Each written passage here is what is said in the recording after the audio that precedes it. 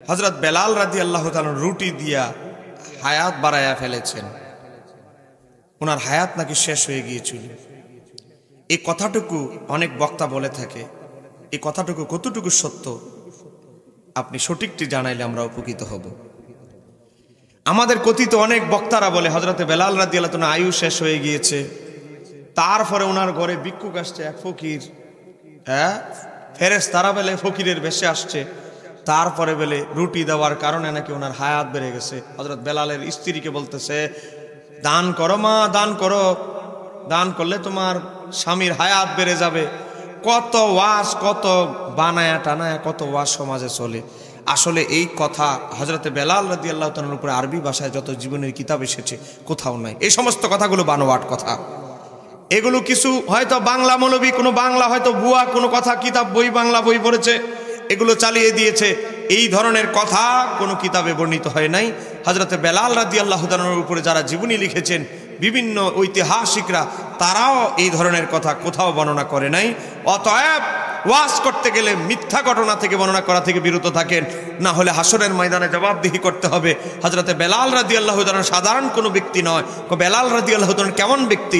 হাসরের ময়দানে সমস্ত মুয়াজ্জিনরা বেলালের পতাকা তলে সমবেত হবে। চিৎকার দিয়ে বলেন না সুবহানাল্লাহ। হযরত বেলাল রাদিয়াল্লাহু তাআলা কেমন ব্যক্তি? কামান হযরত ইমাম আবু নাঈম ইসফাহানি নকল করছে মারিফাতুস সাহাবা কিতাবের মধ্যে। একবার আমার নবী মজা করে, কৌতুক করে, মজা করে আমার নবী বেলালকে বলছে, বেলাল তুমি কি এত সন্তুষ্ট নও? ও বেলাল তুমি কি এত সন্তুষ্ট নও? তুমি আমি নবীর আগে জান্নাতে ঢুকে যাবে। একটু জোরে বলে না সুবহানাল্লাহ। হযরত বেলাল কান্না করতে লাগলো, ইয়া রাসূলুল্লাহ আপনি নবীর আগে তো কোনো নবীও জান্নাতে যেতে পারবে না, তা আমি বেলাল কিভাবে আপনার আগে জান্নাতে ঢুকে যাব? আমার নবী বলে, বেলাল রে, আমি যেই উটের উপরে আরোহণ করে জান্নাতে যাব, বেলাল তুমি আমার খাদেম হিসাবে আমার ওটের রশিটা ধরে আমার ওটের সাথে আমি নবীর আগে জান্নাতে ঢুকে যাব। সুবহানাল্লাহ। খাদেম তো আগে থাকে, কথা কন না কেন, ঠিক কিনা? 2 নাম্বার প্রশ্ন, হুজুর হযরতে মুআবিয়া রাদিয়াল্লাহু তাআলা কি সাহাবী? তিনি কি কাতেবে ওহী ছিলেন, ওহী লেখক ছিলেন? অনেকে বলে এটা অবান্তর কথা, সঠিক কোনটি এ বিষয়ে জানতে চাই। সুন্দর একটা প্রশ্ন করেছেন। সম্মানিত আমার দিনী ভাইয়েরা, হযরতে আমিরে মুআবিয়া রাদিয়াল্লাহু তাআলা তিনি একজন আমার নবীর সাহাবী। মনে রাখবেন, সাহাবায়ে কেরামদের মাঝে ছোটখাটো ভুল বুঝাবুঝি হতেই পারে, এটার জবাবদিহি আমাদের কাছে করতে হবে না। বলেন, আমরা কি তাদের থেকে জবাব নেওয়ার ক্ষমতা কি আমাদের আছে? সাহাবীদের নিজেদের ভুলের খবর নাই, হে আছে সাহাবীদের ভুল নিয়ে টানা হেচড়া করার। সমাজে এরকম অ্যান্টিভাইরাস চলার লোক আছে না নাই? হ্যাঁ, নিজে পড়ে না 5 ওয়াক্ত নামাজ ঠিক মতো, নিজের কোনো ভুলের ঠিক নাই, হে আছে সাহাবীর ভুল ধরার তালে। আরে বাপ রে বাপ, কত বড় বুজুর্গ! আবার জীবনের ইতিহাসে খুঁজতে দেখবেন আকাম কুকামের কোনো ঠিক ঠিকানা নাই। কথা কোনা কেন, ঠিক কিনা? না আপনাদের এলাকাতে আছে না না এটা জানি না, আমি সবার জন্য বলছি, সারা বিশ্বের মানুষ দেখতেছে, সারা বিশ্বের জন্য বলছি। দেখেন, আমি একটা বই লিখেছি তাদের শিয়াদের জবাবে, বইটার নাম হচ্ছে সাহাবী রাসূল হযরতে আমিরে মুআবিয়া রাদিয়াল্লাহু তাআলা। আমি এই বইটা লিখেছি, 1000 কপি অলরেডি চলে গেছে, কিছুদিন আগে ছাপিয়েছি। এখনো পর্যন্ত একজন শিয়া যারা হযরতে আমিরে মুআবিয়া রাদিয়াল্লাহু সমালোচনা করে, এখনো পর্যন্ত একজনও এটার জবাব দিতে পারে নাই, পারবেও না। কথা কন না কেন, ঠিক কিনা? দেখেন, আমি আমার এই বইয়ের ভিতরে উল্লেখ করেছি 216 পৃষ্ঠা থেকে। আমি আমার বিরোধী ভাইদেরকে বলবো, যারা হযরতে আমিরে মুআবিয়া রাদিয়াল্লাহু নাম সহ্য করতে পারেন না, যাদের অ্যালার্জি খাইজানিটা একটু বেশি, আমি তাদেরকে বলবো আপনি কি নবীর সাহাবীদের চাইতে বেশি বুঝেন? দেখেন, ইমাম আহমদ ইবনে হাম্বলের বরাতে ইমাম যাহাবী কিতাবের নাম সিয়ারুল আলামিন নুবালা 3 নম্বর খণ্ড 122 পৃষ্ঠা থেকে 123 পৃষ্ঠা, মুআসসাসাতুর রিসালা বৈরুত লেবাননের ছাপা 25 নম্বর তবকাতের হিসাবে 25 নম্বর জীবনী। ইমাম যাহাবী কিতাবের নাম তারিকুল ইসলাম 2 নম্বর খণ্ড 540 পৃষ্ঠা। ইমাম নববীর শরহে সহিহ মুসলিম 16 নম্বর খণ্ড 155 পৃষ্ঠার মধ্যে এসেছে, হযরতে আব্দুল্লাহ ইবনে আব্বাস, যিনি সবচেয়ে উম্মতের কিয়ামত পর্যন্ত, সাহাবীদের যুগ থেকে কিয়ামত পর্যন্ত উম্মতের সবচেয়ে বড় মুফাসসির, সে হযরতে আব্দুল্লাহ ইবনে আব্বাস রাদিয়াল্লাহু তাআলা তিনি বলেন, কুনতু, একবার আমি আল আবু মাআল গিলমানে, আমি 2 জন বালকের সাথে একবার আমি খেলাধুলা করতেছি। হযরত আব্দুল্লাহ ইবনে আব্বাস বলে, হযরতে আব্দুল্লাহ ইবনে আব্বাস বলে, একবার আমি দুইজন বালকের সাথে খেলাধুলা করতেছিলাম, হঠাৎ অতঃপর ফাদাআনি আন-নবী সাল্লাল্লাহু আলাইহি ওয়াসাল্লাম, আমার নবী হঠাৎ করে আমাকে ডাকলেন, ফাদাআনি আমারে ডাকলেন, এদিকে আসো আব্দুল্লাহ। আমি গেলাম নবীর কাছে, যাওয়ার পরে আমার নবী ওয়াকালা, আমার নবী বললেন, উদউলি মুআবিয়াতা, হে আব্দুল্লাহ মুআবিয়ারে ডেকে নিয়ে আসো, আমির মুআবিয়াকে ডেকে নিয়ে আসো। হযরত আব্দুল্লাহ ইবনে আব্বাস বলে, ডাকার কারণটা কি ছিল কি? আব্দুল্লাহ ইবনে আব্বাস বলে, ওয়াকানা ইয়াকতুবুল ওয়াহিয়া, তিনি কেননা তিনি উহি লেখক ছিলেন, উহির কাজে নবী তাকে ডেকেছেন। জোরে কন্যা সুবহানাল্লাহ। রাওয়াহু আহমদ ফি মুসনাদিহি, ইমাম যাহাবী উল্লেখ করেছে। এখন আপনারা বলেন, নবীর সাহাবী হযরত আব্দুল্লাহ ইবনে আব্বাস বলে হযরতে আমিরে মুআবিয়া ছিলেন উহি লেখক, নবীর সাহাবী বলে, মিয়া তুমি কে মিয়া? নবীর সাহাবীদের ধুলার সমান তো তুমি মর্যাদা নাই।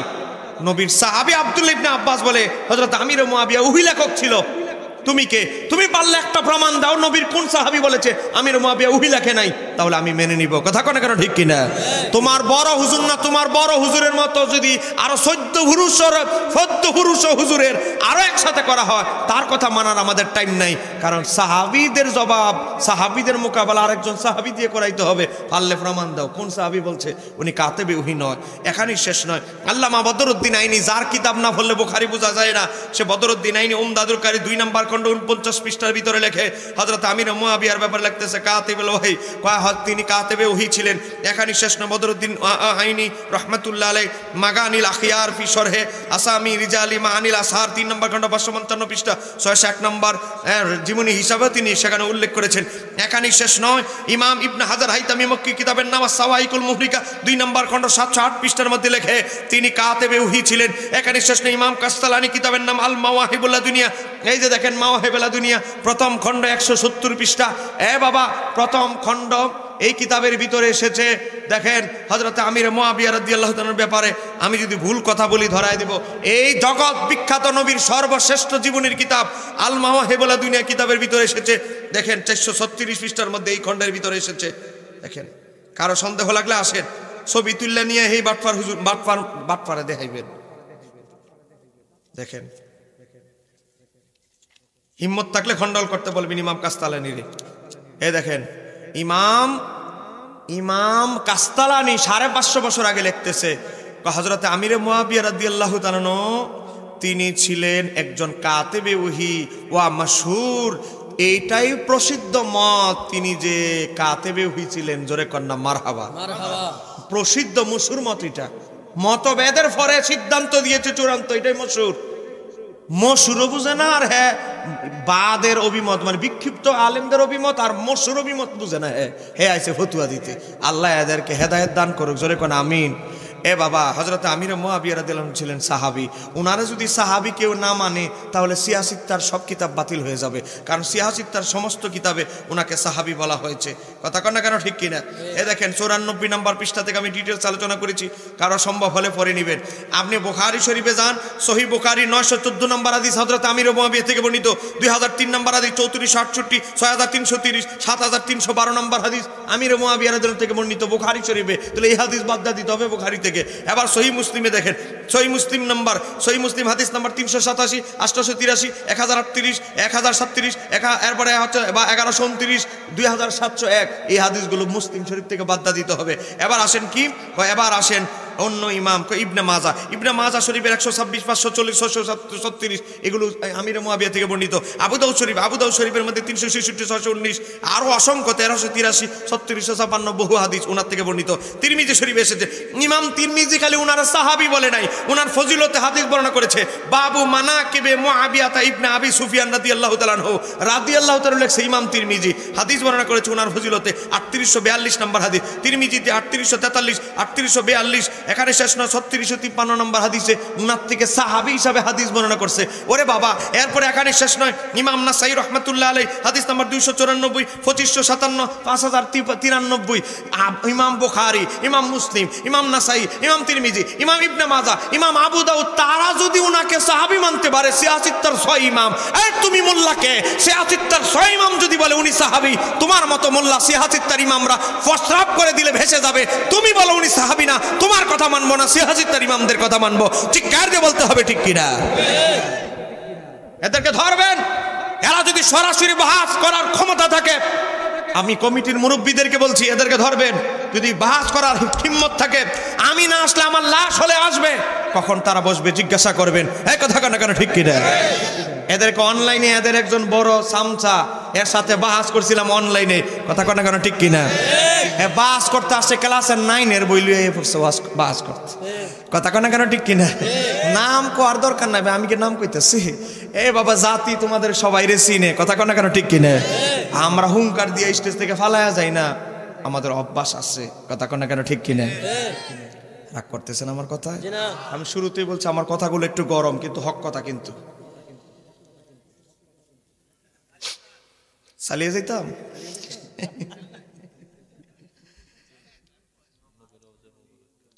একটা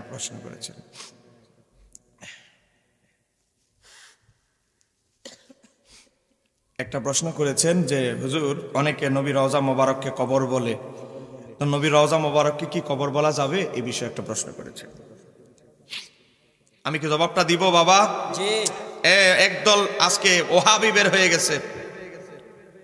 আজকে তারা বলে আমার নবী রওজা মোবারককে রওজা বলা যাবে না, বলতে হবে কি কবর। সবার কবরই এক সমান, কবর।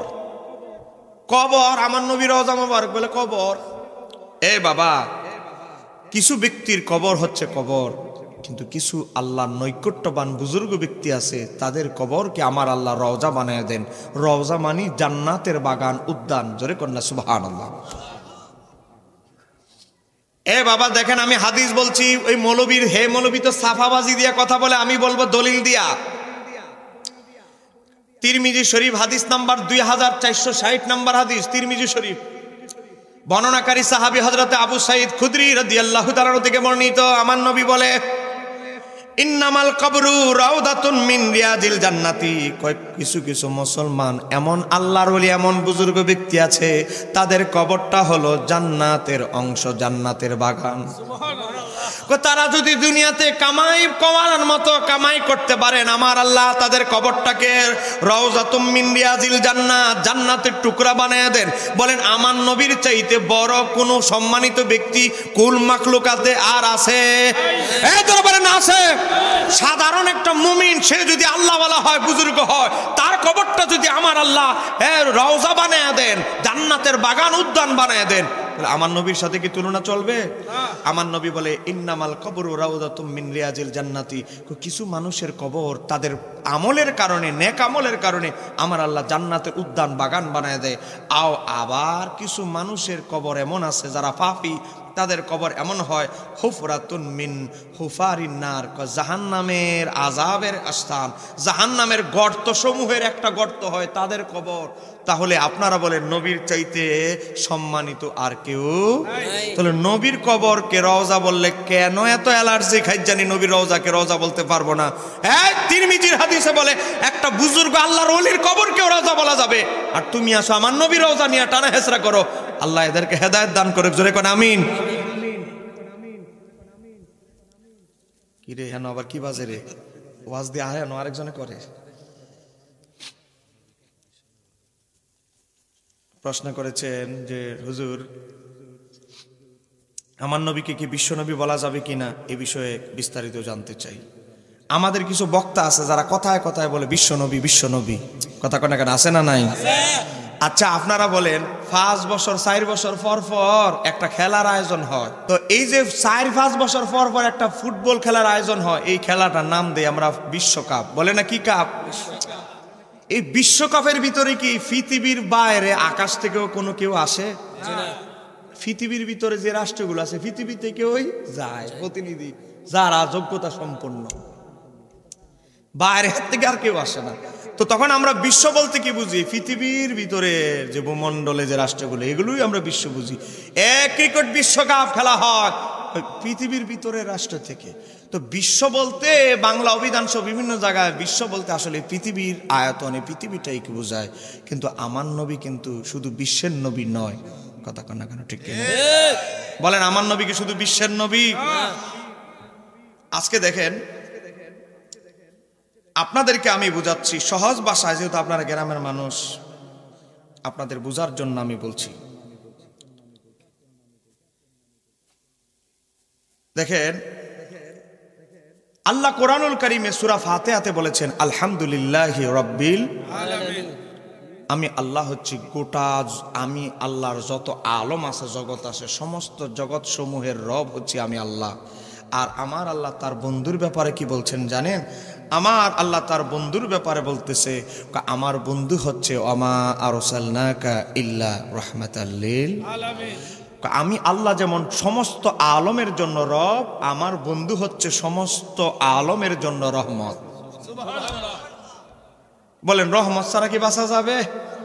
রহমত, আল্লাহর রহমত আছে দেখি তো, আল্লাহর রহমতটাই আমার নবী।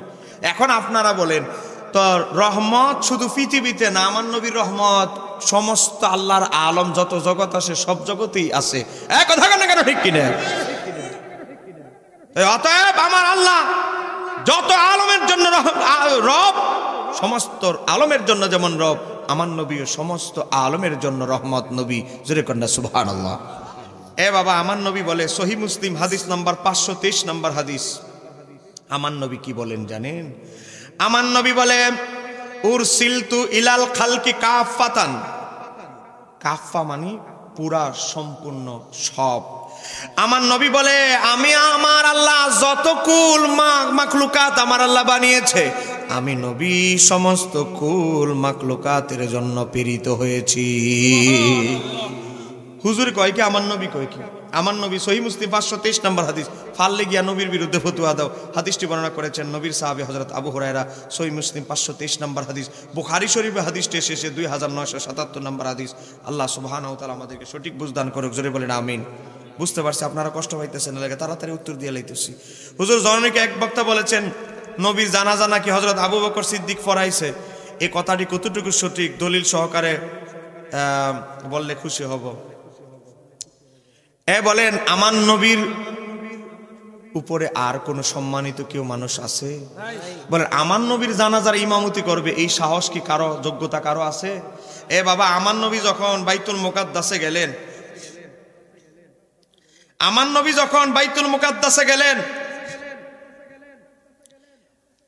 আমার নবী যখন বাইতুল মুকাদ্দাসে গেলেন, যাওয়ার পরে সব নবী উকি ঝুঁকি মারতেছে। আমার নবী উকি ঝুঁকি মারে যে এখানে ইব্রাহিম নবীর মতো নবী আছে, মুসা কালিমুল্লাহর মতো নবী আছে, আমি নামাজের মুসাল্লায়, ইমামতির মুসাল্লায় যাব। জিবরাইল আলাইহিস সালাম পিছন থেকে নবীকে ধাক্কা দিলেন, বলে, এখানে আপনার উপরে ইমামগিরি করবে, ইমামতি করবে, এরকম সাহস কোনো নবীর নাই। আপনাকেই এখানে আনানো হয়েছে ইমামুল মুরসালিন টাইটেলের পরিপূর্ণতা লাভ করার জন্য। চিৎকার দিয়ে বলা যাবে কি সুবহানাল্লাহ? আমি কিচ্ছা বলছি না, ইমাম কাজ্জালের কিমিয়ায়ে সাআদাত কিতাবে এসেছে। এবার বাবারা ভাইয়েরা গভীর মনোযোগ, হাদিসে কি বলে, সাহাবী তাবিরা কি বলে দেখেন। মুসান্নাফে আব্দুর রাজ্জাক হাদিসের কিতাব 3 নম্বর খণ্ড 473 পৃষ্ঠা 6376 নম্বর হাদিসে এসেছে। হযরতে বিখ্যাত তাবী সাইয়্যিদ ইবনুল মুসাইয়িব রাহমাতুল্লাহ আলাইহি কওয়ালা, তিনি বলতেছেন, তিনি কি বলছেন? লাম করে নাই, ইয়া, তিনি বলতেছেন কেউ করে নাই, নবীর কি করে নাই? ইয়া আম্মাহুম, নবীর ইমামতি কেউ করে নাই, আলা রাসূলিল্লাহি সাল্লাল্লাহু আলাইহি সাল্লাম আহাদুন, নবীর জানাজার ইমামতি কেউ করে নাই। সুবহানাল্লাহ। তারপরে কি করেছে? সাহাবীরা কেমনে জানাজা পড়লো, জানাজা কি হয়েছে এবার বর্ণনা করতেছে। কানু সাহাবী তাবিরা কি, সাহাবীরা কি করেছে? দেখেন, কানু সাহাবীরা করেছেন কি, ইয়াদখুলুনা আফওয়াজান, দলে দলে, একদল একদল নবীর ওই দেহ মোবারকের সামনে ঢুকতো, হুজরা মোবারকে আফওয়াজান ঢুকতো। 1 নম্বর যারা ঢুকেছে, প্রথম কাতারের লোক যারা, তারা কি? আর রিজালু, পুরুষরা, প্রাপ্তবয়স্কর পুরুষরা, ওয়ান নিসাউ, দ্বিতীয় যারা নবীর জন্য এই নবীর রওজা দেহ মোবারককে সামনে নিয়ে নবীর প্রতি সালাতু সালাম পড়ছে, প্রথম কাতারে যারা, প্রথম দাফে যারা সেরেছে, তারা হলো কারা? পুরুষ, প্রাপ্তবয়স্ক পুরুষরা, তারা গেল। তারপরে ওয়ান নিসাউন, মহিলারা পড়লো। তারপরে ওয়াসিবিয়ান, তারপরে বাচ্চারা নবীর প্রতি কি করলো? ইলাল বাইতি, নবীর হুজরা মোবারকে ঢুকলো আর নবীর প্রতি দুরুদ সালাম পড়তে লাগলো। জোরে কন্যা সুবহানাল্লাহ, সুবহানাল্লাহ। এরপরে ফারাগান নাসু, এক এক এক এক এক করে সবার যখন শেষ, তারপরে মানুষ শেষ করে ফেললো, আর কেউ নেই। তারপরে আল্লাহর হাবিবের রওজা মোবারকে দাফন হলো। এবার দ্বিতীয় আরেকটা বর্ণনা দিচ্ছি। ইমাম আবু হানিফার পীর, তার নাম হচ্ছে ইমাম জাফর সাদিক আন আবিহি, উনি উনার বাবা থেকে বর্ণনা করছেন। কলা, উনার বাবা বলতেছে ওয়া সুল্লিয়া আলাইহি বিগাইরি ইমামিন, আমার নবীর জানাজা আদায় হয়েছে বিগাইরি ইমামিন, কি জানাজা আদায় হয়েছে ইমামবিহীন, ইমাম সারা। জোরে কন্যা সুবহানাল্লাহ। হযরত ওমর রাদিয়াল্লাহু তাআলা বর্ণনা করেছেন ও নুদিয়া ওমর ইবনে খাত্তাবি ফিন নাসি, হযরত ওমর ইবনে খাত্তাব মানুষকে ডাকতে লাগলেন, তোমরা আল্লাহর হাবিব রওজা মোবারকে দেহ মোবারকের সামনে আসো, দোয়া পড়তে থাকো, দুরূদ শরীফ পড়তে থাকো, একে একে আসো, যাও। এটা এসেছে মুসান্নাফে আব্দুর রাজ্জাক হাদিস নাম্বার 6376। অতএব এবং এই হাদিসটা, এই যে এর আগের হাদিসটা বললাম, এর আগের হাদিসটা সুনানি ইবনে মাজা কিতাবের মধ্যে এসেছে। নবীর যে জানাজার কোনো ইমাম ছিল না, এটার উপরে সবচেয়ে বেশি বিস্তারিত যিনি লিখেছেন তিনি হচ্ছেন ইমাম কাসসালানি। তার কিতাবের নাম আল মাওয়াহিবুল্লাহ দুনিয়া 4 নম্বর খণ্ডে বিস্তারিত সেখানে রয়েছে। প্রশ্ন করা হয়েছে সর্বশেষ, হুজুর অলিদের ইন্তেকালের দিনকে উরুস কেন বলা হয়? এটা আসলে একটা লম্বা প্রশ্ন, আমি সময় যেহেতু কম আমি এক লাইনে উত্তর দিচ্ছি।